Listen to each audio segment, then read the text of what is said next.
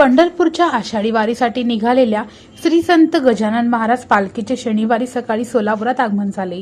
पालखी भवानीपेठ मराठा वस्ती येथे आल्यावर श्री शिवालय महिला भजनी मंडळातर्फे भव्यपणे व उत्साहात स्वागत करण्यात आले। हा उपक्रम गत 16 वर्षापासून माजी नगरसेविका लता फुटाणे यांच्या मार्गदर्शनाखाली राबविला जातो।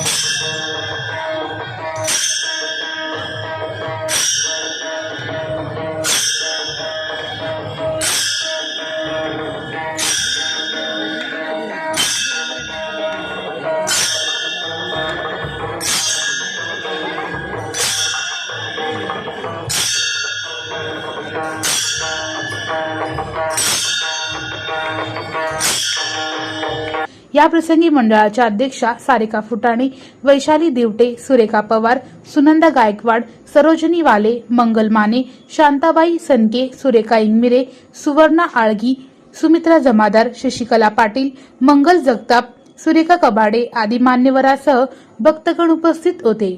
महिला भगिनींनी टाळ्यांचा गजर करीत फुगडी खेळाचा आनंद लुटला।